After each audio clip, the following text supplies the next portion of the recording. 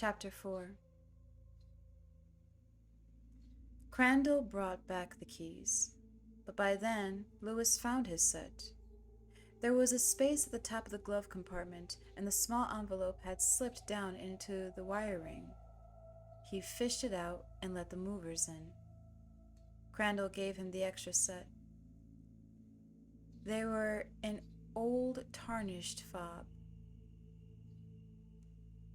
Lewis thanked him and slipped them absently into his pocket, watching the movers take in boxes and dressers and bureaus and all the other things they had collected over the 10 years of their marriage. Seeing them this way, out of their accustomed places, diminished them. Just a bunch of stuff in boxes, he thought, and suddenly he felt sad and depressed. He guessed he was feeling what people called homesickness. Uprooted and transplanted, Crandall said, suddenly beside him, and Lewis jumped a little.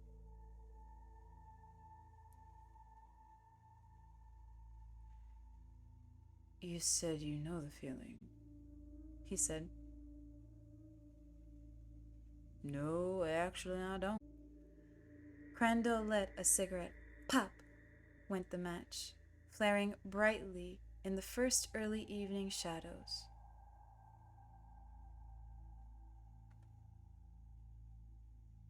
My dad built that house across the way.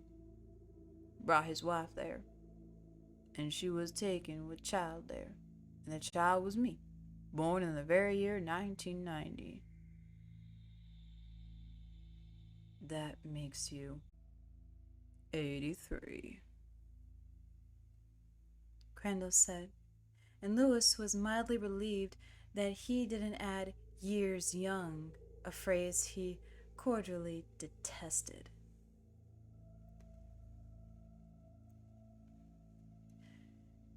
You look a lot younger than that. Crandall shrugged. Anyway, I've always lived there.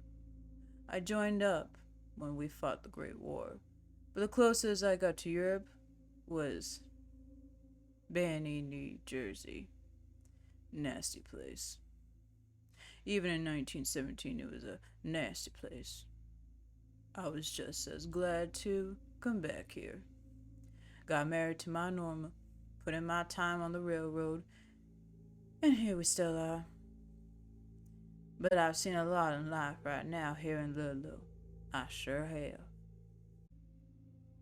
The moving men stopped by the shed entrance, holding the box spring that went under the big double bed he and Rachel shared.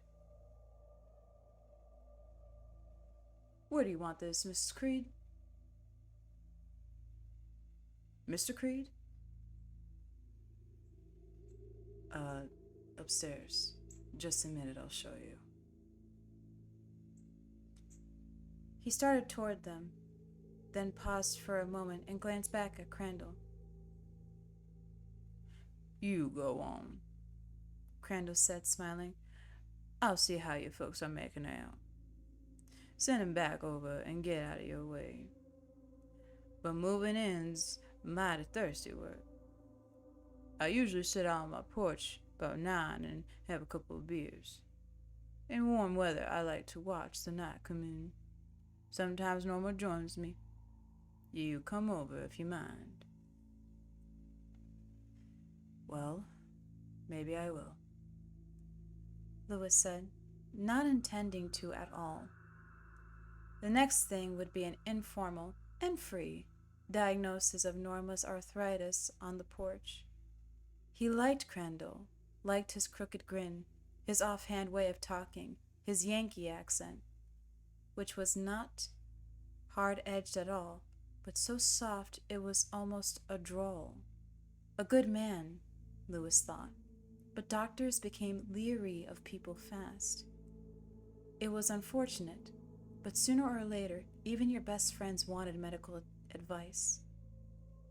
And with old people, there was no end to it.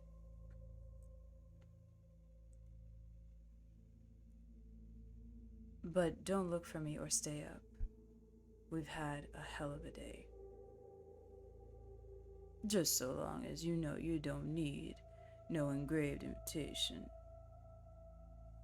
Crandall said, and there was something in the man's crooked grin that made Lewis feel that Crandall knew exactly what Lewis was thinking.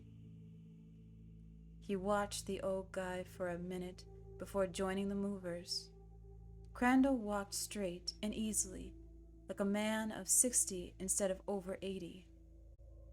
Lewis felt that first faint tug of affection.